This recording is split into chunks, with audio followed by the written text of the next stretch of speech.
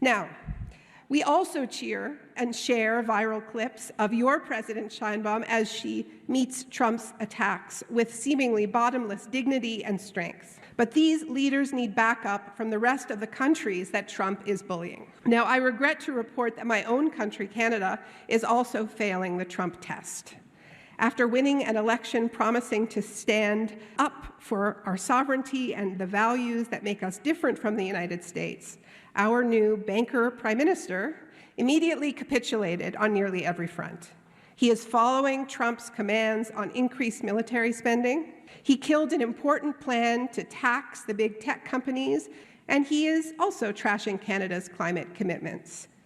Now, not all of this is happening because of Trump. Trump, in fact, is just the excuse to do what our own oligarchs wanted all along. And our Prime Minister harnessed the shock of Trump's annexation and tariff threats to push through their pre-existing wish list, a very common and tired tactic that some of you know I have called the Shock Doctrine. Welcome to Perspectives, a Canadian journal of political economy and social democracy. I'm Clement Nokos, editor of Perspectives Journal and director of policy at the Broadbent Institute. At the 2025 Panamerican Congress in Mexico City, held August 1st to 3rd, hosted by Mexican President Claudia Sheinbaum and her Morena Parliamentary Group, Canadian journalist Naomi Klein gave remarks at the Esperanza Iris Theatre. The author of The Shock Doctrine No Logo, and most recently the memoir Doppelganger, presented remarks to delegations at the Panamerican Congress, an annual conference of progressive legislators from Nunavut to Tierra del Fuego, entitled The Rise of End-of-the-World Fascism and Resistance from the Global South. Here's a recording of those remarks presented by the Perspectives Journal podcast. Gracias. Buenas noches. First, I want to express my deep gratitude to President Sheinbaum and the Morena Parliamentary Group for hosting us, for showing us so much hospitality in your beautiful city, your love of this place, of the city, of this country, and your joy and pride in all that you have accomplished is infectious. We're a little jealous. It is also such an honor to share the stage with the great Alvaro Garcia Linera. I have learned so much from you over the years, and soon we will be hearing from the mayor herself. I'm so grateful to the organizers of the Pan-American Congress, especially David Adler and Giorgio Jackson. This is, as you've heard, a celebration of an emergent solidarity that stretches from Nunavut to Tierra del Fuego. And this forum to share ideas and strategies across our national context arrives just in time, because we have never needed to strengthen the long progressive tradition of internationalism more than in this moment. And I say this for several reasons. Now, I think the first is obvious. The current government of the country with the largest economy and the largest military in the world is attacking each one of our countries in different ways and one at a time. Trump likes to play the mafia boss, and he uses trade and tariff threats not only as a weapon, but also, as we've seen, as a bribe. He turns some countries into concentration camps, others into his mining colonies. Some, like mine, he simply threatens with annexation. And all the while, he terrorizes and immiserates his own people, all to further enrich a small group of oligarchs bent on replacing humans with robots and powering the whole enterprise with fossil fuels that will incinerate our collective home. To this audience, it goes without saying that Washington has a long and bloody history of waging war on the countries of the Americas, using the tools of both tanks and banks, both torture and trade.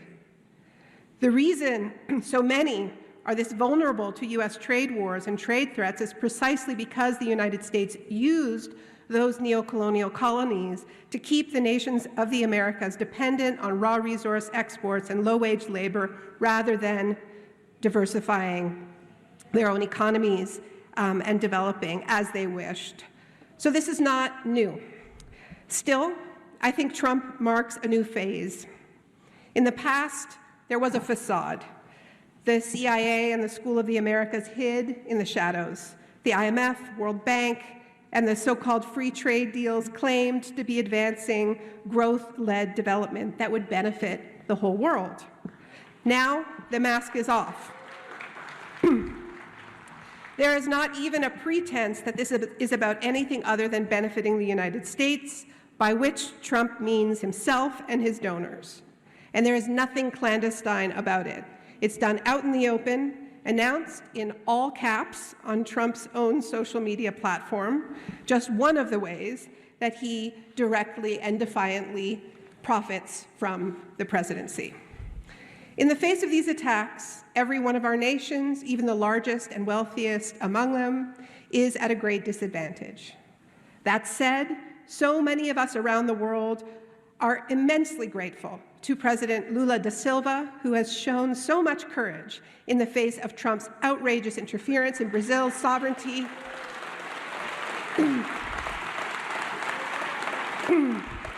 and Brazil's right to prosecute Bolsonaro for involvement in an attempted coup d'etat, which, by the way, is exactly what the US Congress should have done to Trump. Now, we also cheer and share viral clips of your President Sheinbaum as she meets Trump's attacks with seemingly bottomless dignity and strength. But these leaders need backup from the rest of the countries that Trump is bullying. Unfortunately, many have given up far too easily. The EU just gave Trump a tariff victory it had no right to concede, violating many of its stated values, including its climate commitments. For those of you who missed this, the European Union agreed to buy a huge amount of US gas and oil. Now, I regret to report that my own country, Canada, is also failing the Trump test. After winning an election promising to stand up for our sovereignty and the values that make us different from the United States, our new banker prime minister immediately capitulated on nearly every front. He is following Trump's commands on increased military spending money on bombs that we should be spending on health care and caring for one another. He killed an important plan to tax the big tech companies that have poisoned our media ecology. And he is also trashing Canada's climate commitments, scrapping carbon pricing, and ramming through major extractive projects that make a mockery of Canada's promises to respect the United Nations Declaration on the Rights of Indigenous Peoples.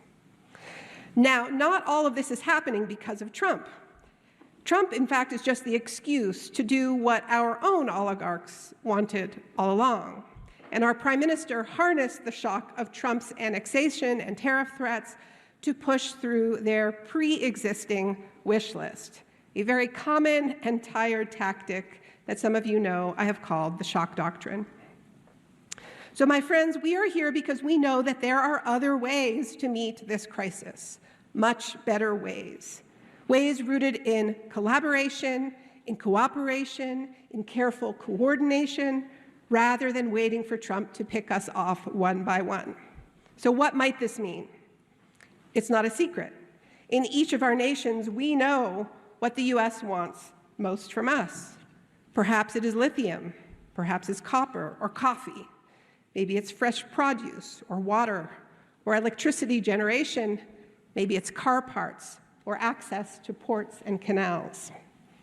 Whatever it is, I believe that it is time for all of us in the Americas and around the world to find those points of greatest leverage, our levers, and make it absolutely clear that if these outrageous attacks continue, we are willing to pull them, not one at a time, which makes us vulnerable to isolation and even worse, counter threats, but all at once. Wasn't it Nixon who said of Allende's Chile, "Make the economy scream"? Two can play at that game. Then let's see who knows more about the art of the deal.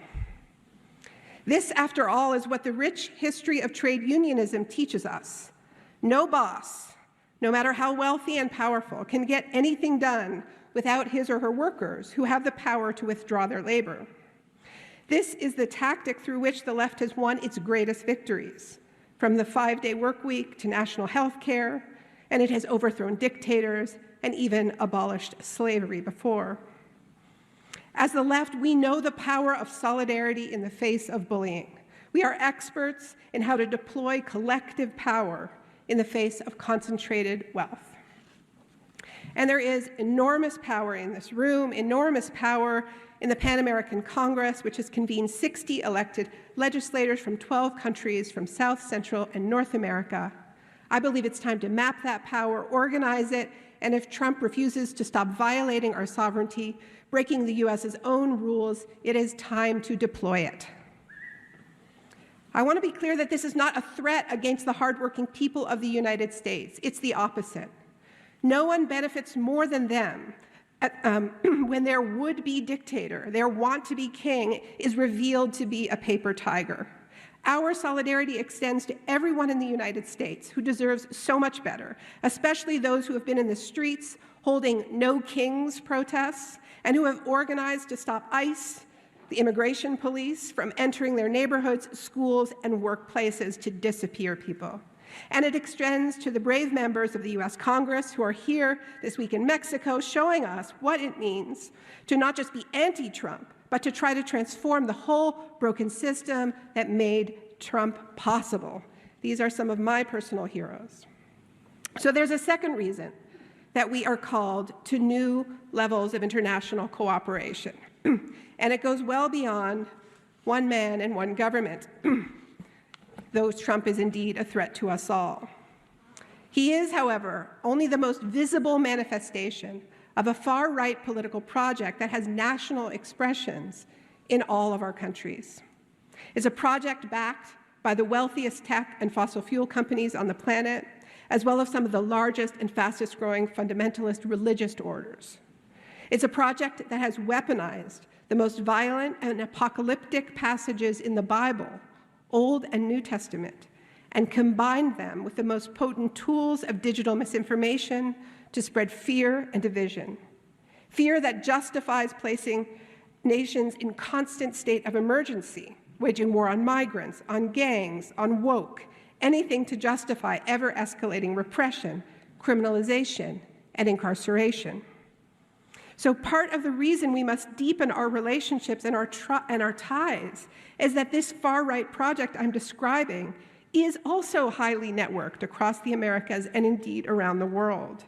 We see it in Argentina. We see it in Ecuador and El Salvador.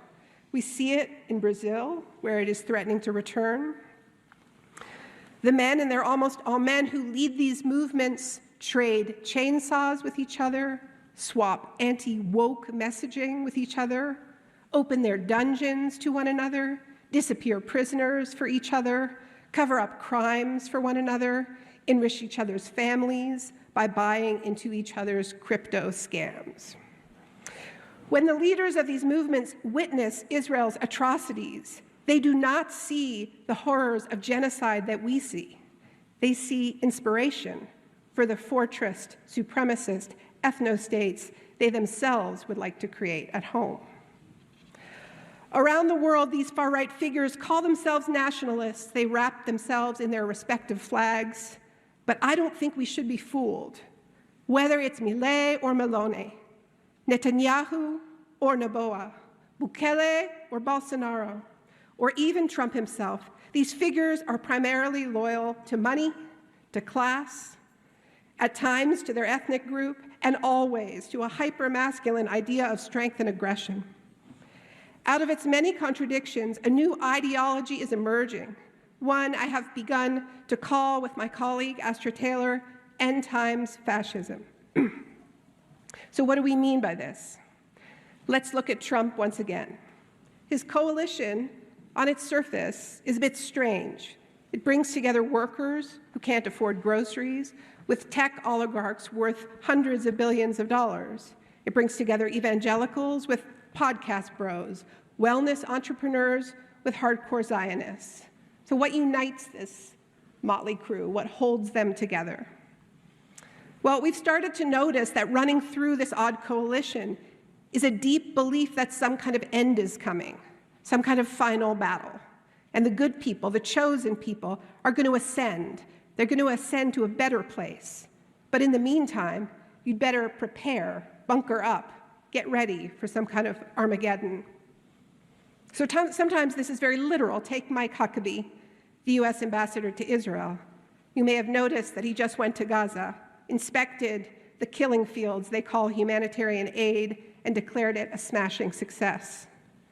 The reports failed to mention that Huckabee, like other powerful people in Trump's team, including his Minister of Defense, believe in a form of religious fundamentalism known as Christian Zionism.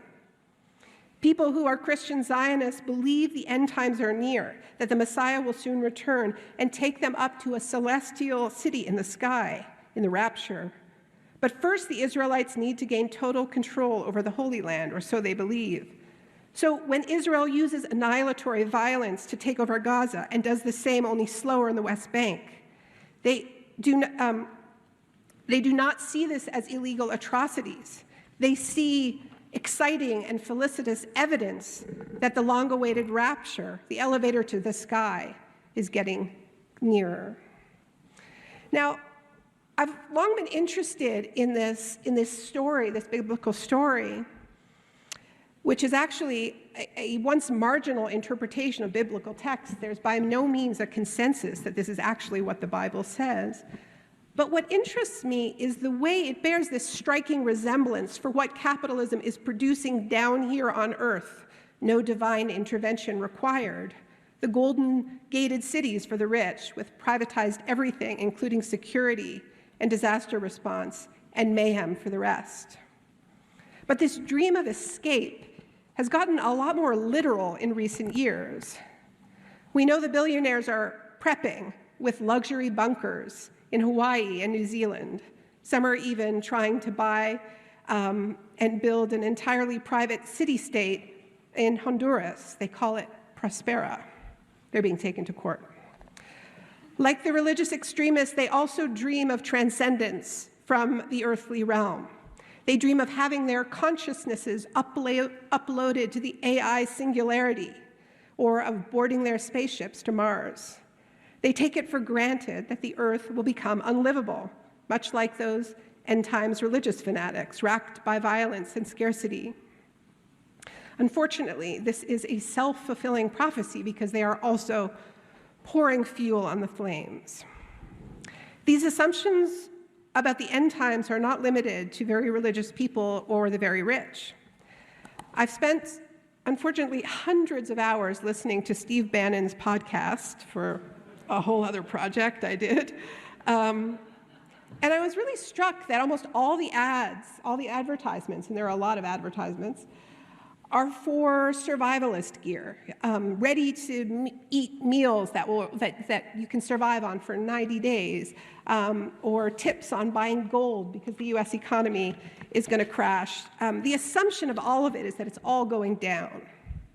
I think we see a similar mentality, a similar set of assumptions in the way the largest powers, including the United States, but not only the United States, are dividing up the globe, stockpiling critical minerals and water and energy while hardening and fortressing their own borders.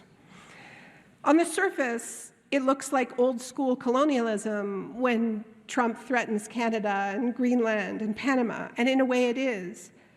But I think they're also preparing for this crash. They're stockpiling for the disasters they know are coming, pulling resources into the fortress and locking out the poor. Which, once again, is why Israel is such an inspiration. The ethno-state protected by its Iron Dome with absolutely no plans for peace. In our age of escalating disasters, it seems that the governing ideology of the far right has become a monstrous supremacist survivalism. Now, there are deep tensions within this far-right coalition. We've seen it. We've seen Trump fight with Musk and Bannon and so on, and all the Epstein fissures. There are plenty of things on which they disagree. But my argument to you today is that we need to pay attention to this very unsettling things that these really powerful parts of the coalition seem to agree on.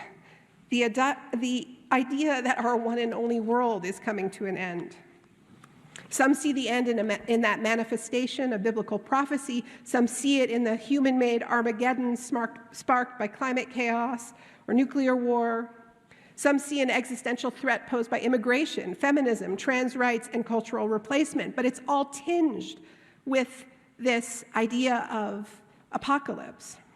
Whatever is driving this perceived collapse, end times fascists are determined to be among the chosen few who survive, safely ensconced in their bunkers or behind fortress borders or raptured up to heaven. Now, fascism has always had an apocalyptic quality to it, what Umberto Eco referred to as its Armageddon complex. But the fascists of the 1930s in Europe and the fascism that came to large parts of Latin America in the 1970s both had a future horizon. They seemed to genuinely believe that after the cleansing violence that they were unleashing, there would be a return to stability and peace. The fascism that is rising today in the US and around the world has no such horizon. Yes, there are thin appeals to 1950s nostalgia or a promise of individual financial freedom by investing in crypto, but the whole project is shot through with the planetary scale apocalyptic conviction that I've been describing. In this future it foresees, which is very much under construction, the wrenching privatization and austerity of past capitalist stages create huge opportunities for corporate actors, old and new, because it's private companies that are building the prisons and the concentration camps. It's private tech companies surveilling populations and selling security and automated weapons to the rich. It's other companies offering rescue from ecological and military crises for a price, even privatizing so-called humanitarian aid during a genocide, as we are seeing with such nightmarish consequences in Gaza. Alexander Karp, the CEO of Palantir, told his shareholders recently, and this is a quote, "This," referring to Palantir, "is a company built for bad times." Bad times means strong finances internally. Bad times are very good for Palantir because we build products that are robust, that are built for danger. So what makes this different from the disaster capitalism that I first wrote about exactly 20 years ago is that Palantir is not foreseeing stable, peaceful times punctuated by periodic shocks and disasters. It's foreseeing only bad times, which, as Karp explains, is a great business proposition, steady profits. Leonard Cohen, one of Canada's best exports, I might say, put it well, "I see the future, brother. It is murder." It should be no surprise that capitalism has taken us to this place. There were so many warnings. The first International Climate Summit took place in the late 1980s in Montreal. The Earth Summit in Rio was soon after. The threat was perfectly clear back then. When those with wealth and power did not listen for decade after decade, all the while doubling down on the policies of extraction, economic immiseration, and militarism, eventually you arrive at the future so long foretold, and that is where we are. But the thing is, capitalism still needs growth, and new bubbles provide that growth. Some are in security, but the really big bubble is in AI. AI is delivering massive profits. Just today, we learned that Microsoft will soon be worth $4 trillion, thanks largely to its relationship with OpenAI. But here is the thing that we need to focus on about AI.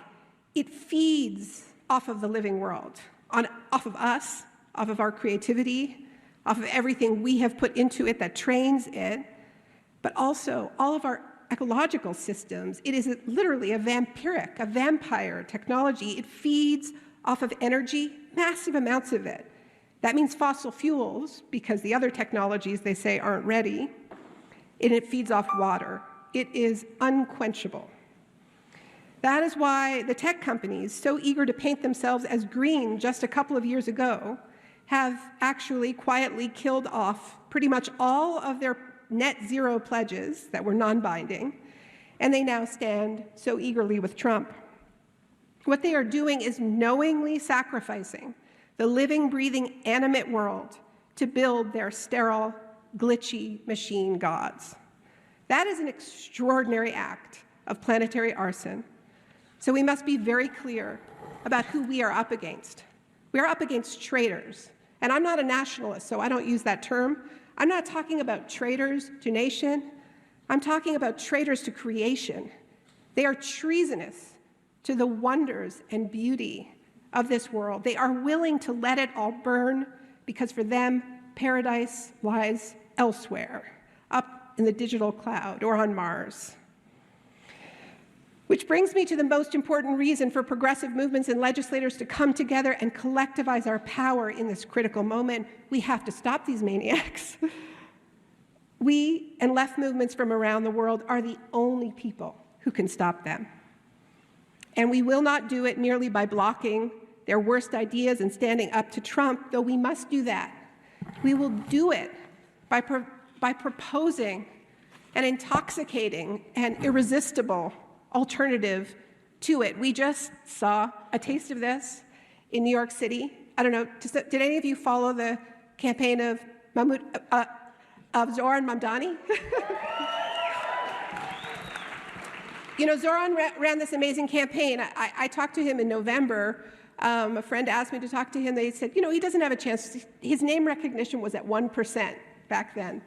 And he, beat the former governor of New York in the Democratic Party primaries by running this remarkable campaign that combined left economic populism, right, addressing people's real economic concerns, going to people who voted for Trump, right, in black and brown communities, who were upset about crime, who had successfully been pitted against new immigrants, even though many were immigrants themselves.